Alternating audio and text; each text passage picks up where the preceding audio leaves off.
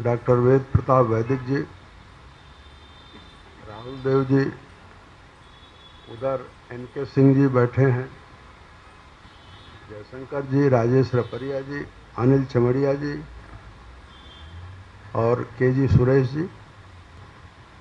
शक्ति सिंह और उनके मित्रों ने ये आयोजन रखा है।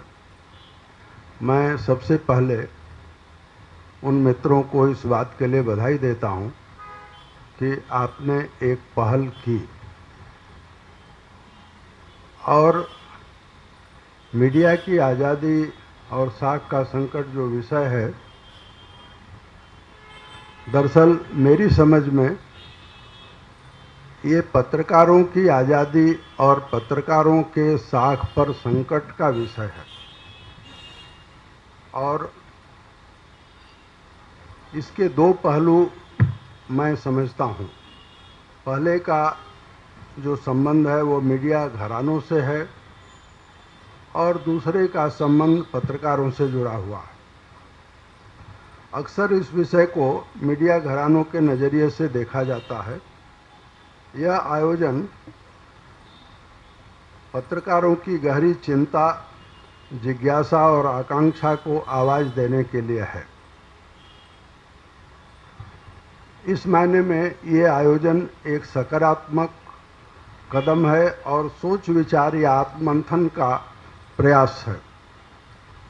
हम यहाँ निजी तौर पर एक पत्रकार के रूप में आए हैं और कोई भी व्यक्ति यहाँ जो आया हुआ है वह किसी का प्रतिनिधि होकर नहीं आया है, वह अपना प्रतिनिधि खुद है।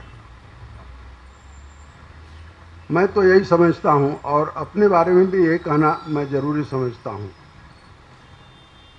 संस्थान से थोड़ी दूरी बनाकर एक पत्रकार के रूप में पूरी पत्रकारिता को देखने पर जो बड़े सवाल आज दिखते हैं उस पर हम विचार करें कि वे कौन से हैं और क्या क्या हैं।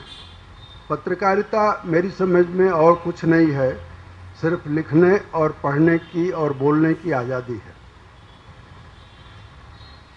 और इसलिए एक पत्रकार की जिम्मेदारी का जब सवाल आता है तो 1947 के 15 अगस्त को जवाहरलाल नेहरू ने क्या कहा ये मेरे लिए ज़्यादा महत्वपूर्ण नहीं है, परंतु मेरे लिए और मेरे जैसे पत्रकारों के लिए ये ज़्यादा महत्वपूर्ण है कि उस समय 15 अगस्त 1947 को बाबूराव विष्णु पराडकर ने क्या लिखा। अगर आप पत्रकारिता के बाबूराव विष्णु पराडकर के लिखे हुए को पढ़ें तो आप पाएंगे कि 15 अगस्त 1947 को उन्होंने एक संपादकीय लिखा। लंबा संपादकीय है, मैं केवल उनके एक वाक्य को यहाँ उद्धृत करूँगा। ये हमारी लेस मात्र की असावधानी का परिणाम घातक हो सकता है। और यही बाबूराव विष्णु पराडकर ने 15 अगस्त 1947 को चेताया था, जो आज भी 22 जून 2017 को भी वह उतना ही प्रासंगिक है जितना उन्होंने 15 अगस्त को पत्रकारों के लिए चेतावनी दी थी, सावधान किया था और एक तरह से बताया था कि आपको करना क्या है। बाबूराव विष्णु पराडकर का नाम मैंने इसलिए लिया क्योंकि भाषाई पत्रकारिता में वह नाम, चाहे वो संपादक सम्मेलन रहा हो, पत्रकारों का सम्मेलन रहा हो या उनके लिखे पढ़े का रहा हो, एक ऐसा नाम है जिसका अनुकरण करने का साहस या जिनका नाम लेने की ज़रूरत आज भी हमको है। इस लिहाज से आज के बड़े सवाल क्या हैं, इस पर विचार की ज़रूरत है और इसीलिए कहीं भी कोई दूसरा प्रसंग न उठे या यूँ कहें कि सब्जेक्टिव न हो, इसलिए हमने कोशिश की है कि अपनी बात आपके सामने लिख करके कहूँ। केजी सुरेश जी और खास करके हमारे मित्र अनिल चमड़िया और जयशंकर जी के भाषण के बाद मेरा जो बयान है वो मैं उसको अहिंसक की श्रेणी में रखना चाहूँगा। तो इसका मतलब ये मत मानिए कि इन लोगों के भाषण हिंसक थे, लेकिन मैं रोजमर्रा के सवालों के बजाय जो आज पूरी पत्रकारिता के सामने बड़े सवाल हैं, मैं उनको ज़रूर आपके सामने उठाना चाहता हूं और समय सीमा जो आपने निर्धारित की है 10 मिनट, उसके अंदर ही अपनी बात कहूँगा। एक तो जो मैं ज़रूरत महसूस करता हूं कि संस्थागत जो व्यवस्थाएं हैं उसमें सुधार की ज़रूरत है। यानी इसका दूसरा मतलब यह है कि संस्थाओं में बहुत सारे विकार, दोष, रोग आ गए हैं। दूसरी जो ज़रूरत है संपादक संस्था के पुनरुद्धार की। मुझसे पहले जिन वक्ताओं ने अपनी बात कही है, सब इस बात पर सहमत हैं कि संपादक संस्था या तो गर्त में चली गई है या लुप्त हो गई है। इसलिए मैं ये कहता हूँ कि हम सोचें कि कैसे संपादक संस्था का पुनरुद्धार हो, क्योंकि पत्रकारिता चलेगी संपादक संस्था से। संयोग से जिन संस्थाओं में मुझे काम करने का अवसर मिला है या जहां मैं काम कर रहा हूं, संपादक होने से तो मैंने अपने को बहुत बचाया, लेकिन इन दिनों मैं उसमें फंस गया हूं। जब जनसत्ता का पहला चंडीगढ़ का एडिशन निकल रहा था तो प्रभास जी ने महीनों मुझे कहा कि तुम चंडीगढ़ जाओ और वो संस्करण निकालो। तब मैं समझता था कि संपादक की जिम्मेदारी निर्वाह करने लायक मैं नहीं हूँ, और उनके और बनवारी जी के आग्रह के बावजूद मैं नवभारत टाइम्स में रिपोर्टर या विशेष संवाददाता के तौर पर काम करना बेहतर समझता था। लेकिन अब जहाँ जहाँ हमने काम करने किया है, हिंदुस्तान समाचार में, नवभारत टाइम्स में, जनसत्ता में और इन दिनों यथावत में, तो मैं ये पाता हूँ कि अगर संपादक संस्था ठीक रहती है, यानी संपादक ठीक रहता है, तो रिपोर्टर अपने आप में बादशाह है और उसे पत्रकार होने का सुख प्राप्त होता है। जनसत्ता के लोग जानते हैं और पूरी दुनिया इस बात को जानती है कि मंत्रियों या किसी का भी फोन आ जाए तो प्रभास जोशी खुद ही उसको निपट लेते थे। उनके संवाददाताओं को ये बहुत बाद में मालूम होता था कि उसकी किसी खबर पर कोई शिकायत आई है। मैं इसी कोर्ट में राजेंद्र माथुर को भी मानता हूँ। टाइम्स ऑफ इंडिया, जिसको गवर्नमेंट ऑफ इंडिया टाइप का माना जाता है, टाइम्स ऑफ इंडिया संस्थान में भी राजेंद्र माथुर और उन दिनों ही एसपी सिंह की उपस्थिति इस बात का आश्वासन होती थी कि सरकार का या दूसरे किसी का कोई दबाव संवाददाताओं पर नहीं पड़ेगा। संवाददाता खुद ही भ्रष्ट हो जाए तो ये बात दूसरी थी। तो इन उदाहरणों से मैं कहना ये चाहता हूं कि संपादक संस्था के उद्धार की चिंता हमको करनी होगी। अगली बात कि नियमन का तंत्र बने, यह जरूरी है।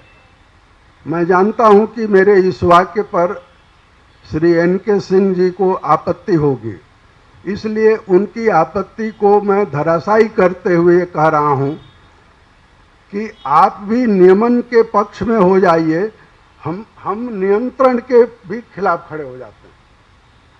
यानी एन.के. सिंह चाहते हैं स्वनियमन, मैंने अपने अनुभव से और कहना चाहिए कि देख करके एक बीच का रास्ता निकाला है कि नियमन हो, नियंत्रण ना हो। नियंत्रण से अंकुश लगता है, नियमन से मशीन ठीक से चलती है। नियमन वैसे ही है जैसे किसी मशीन को चलाने के लिए ऑयलिंग की जरूरत होती है। अगली बात इस अवसर पर मैं कहूँगा, और इससे अच्छा कोई अवसर दूसरा हो नहीं सकता, कि मीडिया की वस्तु स्थिति का अध्ययन जरूरी है।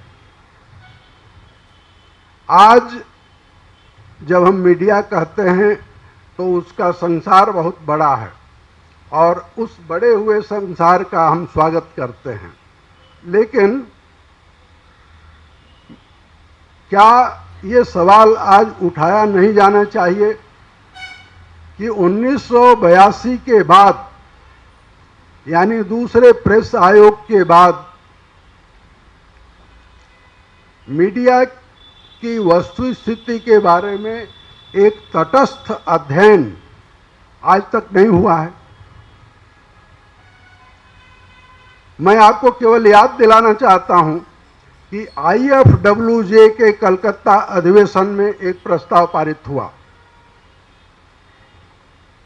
प्रस्ताव था कि प्रेस आयोग बनना चाहिए, और उस प्रस्ताव के आधार पर, अगर मुझे तारीख याद है, सही तारीख अगर मैं कहूं तो 12 मई 1952 को डॉक्टर राजेंद्र प्रसाद ने अपने पार्लियामेंट के संयुक्त अधिवेशन के अपने भाषण में इस बात का संकेत किया कि हमारी सरकार प्रेस आयोग का गठन करने जा रही है। और उस पहले प्रेस आयोग से आज जो संस्थाएं हम देखते हैं, चाहे रजिस्ट्रार न्यूज पेपर सोसाइटी वो संस्था हो, या PIB हो, या वेज बोर्ड हो, या अखबारों के सर्कुलेशन के लिए ऑडिट ब्यूरो सर्कुलेशन हो, ये तमाम, उसी तरह से प्रेस काउंसिल भी, ये तमाम संस्थाएं पहले प्रेस आयोग से बनी, और दूसरे प्रेस आयोग का गठन मोरारजी देसाई की सरकार ने किया। वो अभी आयोग काम ही कर रहा था कि इंदिरा गांधी वापस आ गई।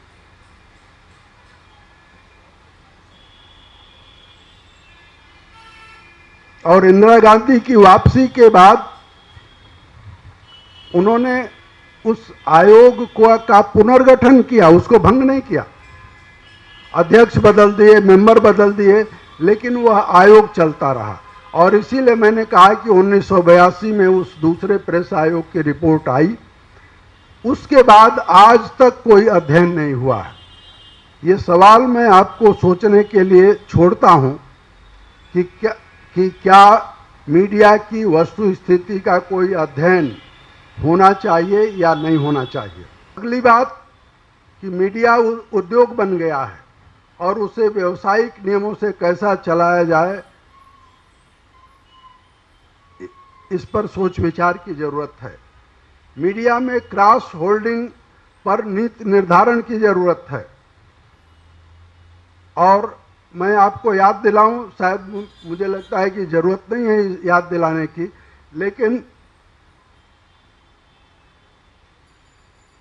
सबको शायद इस बात की जानकारी होगी या याद होगा कि justice JS Verma memorial lecture में तब के, यानी जनवरी 2015 में भारत सरकार के सूचना और प्रसारण मंत्री अरुण जेटली ने एक व्याख्यान दिया और वह व्याख्यान 24 तारीख को 24 जनवरी 2015 को टाइम्स ऑफ इंडिया के एडिट पेज पर छपा है। कभी आपको मौका मिले तो उस टाइम्स ऑफ इंडिया में छपे हुए बयान को आप देखिए। और जब मैंने अरुण जेटली के भाषण का टेक्स्ट मंगवाया तो दोनों में जमीन आसमान का फर्क था। अरुण जेटली ये कह रहे हैं कि मीडिया के नियमन के सवाल पर तो हम कोई बहस नहीं शुरू करना चाहते, लेकिन क्रॉस होल्डिंग के सवाल पर भारत सरकार बहस कराना चाहती है। यानी क्रॉस होल्डिंग एक ऐसी समस्या है जिससे मीडिया में एकाधिकारी घराने का खतरा पैदा नहीं हुआ है। मीडिया में एकाधिकारी घराने पैदा हो गए हैं और 1 लाख और 1.5 लाख प्रेस रजिस्ट्रार के दफ्तर में भले अखबारों की संख्या होगी, भारत सरकार के सूचना मंत्रालय के पास भले 800 और 900 चैनलों की परमिशन के कागजात होंगे, लेकिन वास्तविकता क्या है? वास्तविकता यह है कि 10-15 अखबारी घराने और 2-4 चैनल पूरी मीडिया को पर छाए हुए हैं और उसके मुनाफे के वो हिस्सेदार हैं। तो इसलिए मैं कहना चाहता हूं कि क्रॉस होल्डिंग एक दूसरी समस्या है। और अगली बात कि मीडिया में प्रिंट और रेडियो में 2002 में विदेशी पूंजी की इजाजत दी गई। टेलीविजन में पहले से था। आज 2017 है। क्या इस बात के अध्ययन की जरूरत नहीं है कि मीडिया में विदेशी पूंजी कहां और कितनी है? और मैं ये भी आपसे कहना चाहता हूं,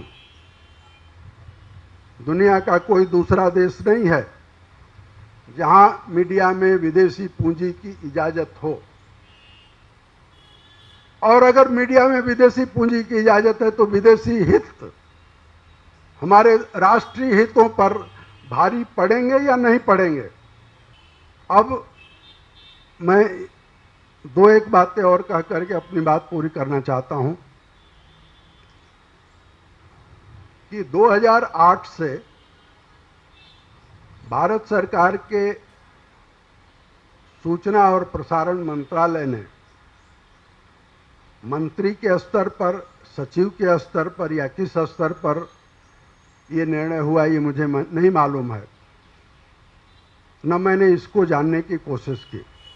लेकिन सूचना प्रसारण मंत्रालय के बाबुओं ने ट्राई को एक चिट्ठी भेजी 2008 में, टेलीकॉम रेगुलेटरी अथॉरिटी को एक चिट्ठी भेजी और टेलीकॉम रेगुलेटरी अथॉरिटी ने 2008 में एक अध्ययन किया और वह अध्ययन क्रॉस होल्डिंग के बारे में था।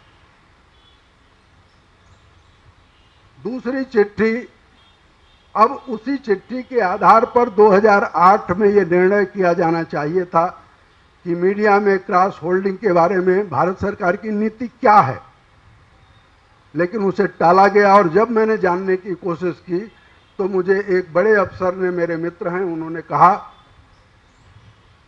कि जब कोई निर्णय नहीं करना होता है तो और अध्ययन के लिए चिट्ठी लिख दी जाती है। और वही हुआ। 2012 में फिर ट्राई को ये काम सौंप दिया गया और ट्राई की रिपोर्ट 2013 में आ गई। 2013 में जो ट्राई की रिपोर्ट आई है वो भारत सरकार के पास है और ये ऑथेंटिक फिगर है। और 2 लाख करोड़ के मीडिया के कारोबार में, और हिंदुस्तान का कोई कारोबार ऐसा नहीं है जिसमें 17% का मुनाफा होता हो, मीडिया के इस कारोबार में आज 17% का मुनाफा है। और इसलिए मीडिया में गंदे नाले, गैर पत्रकारी तत्व और तमाम तरह के लोग अगर आए हैं तो उसका एक कारण ये भी है कि क्योंकि यहाँ मुनाफा माने सत्ता के साथ नजदीकी तो होती है, मुनाफा भी होता है।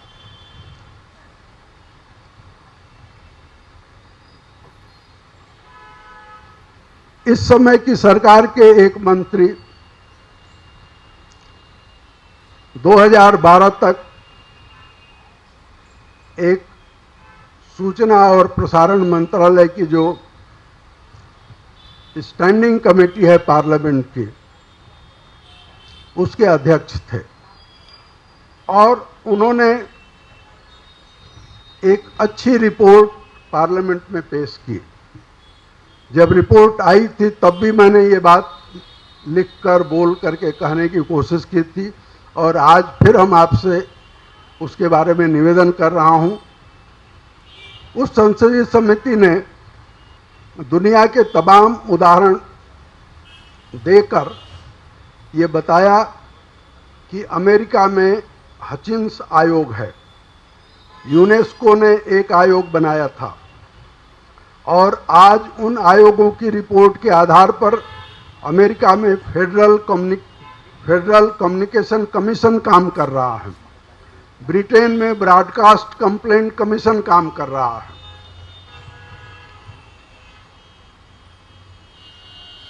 तो क्या हमारे यहाँ जो पहले प्रेस आयोग की सिफारिश से बनी हुई प्रेस काउंसिल, जिसके बारे में जब पेड न्यूज का मामला आया तो संसद में अरुण जेटली ने कहा और दूसरे लोगों नेताओं ने भी कहा कि ये तो डिफंक्ट है।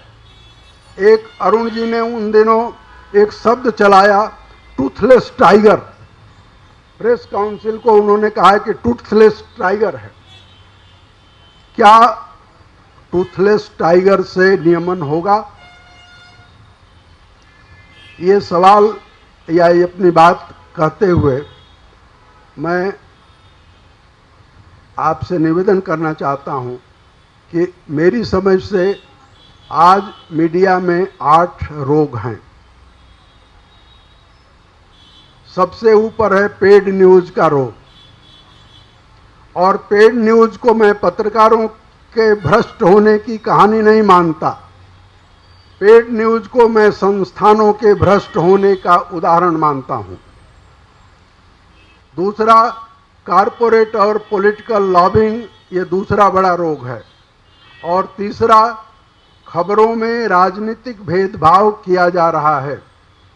चौथा, गैर जिम्मेदाराना रिपोर्टिंग और सनसनी पर जोर है। पांचवां,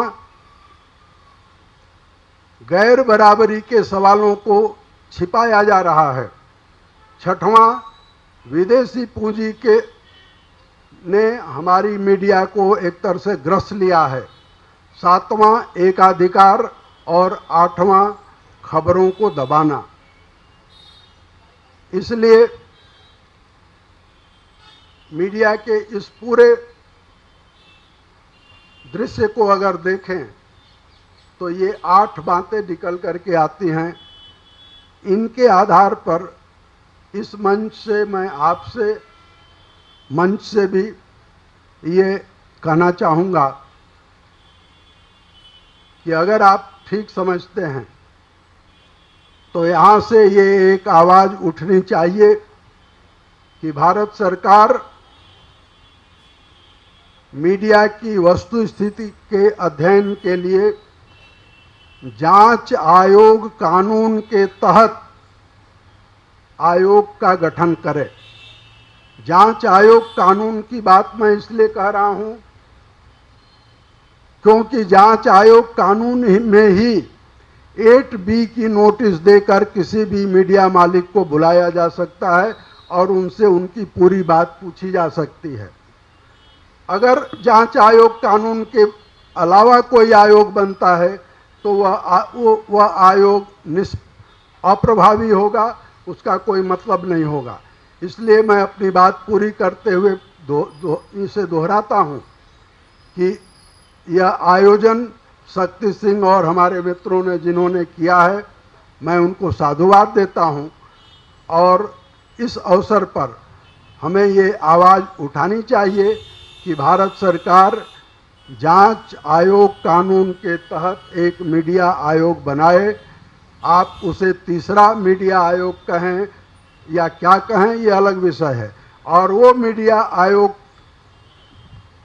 अपनी एक सीमा में, समय सीमा में, क्योंकि हमने रिटायर्ड जजों को देखा है, जब लिब्राहन आयोग बन रहा था अयोध्या के मसले पर, तो कैबिनेट सेक्रेटरी नरेश चंद्रा से पीवी नरसिंह राव ने पूछा कि एक जरा जज बता दो, तो बड़े विश्वास के जज को उन्होंने बताया, लिब्राहन को। लिब्राहन ने 19 साल लगाया।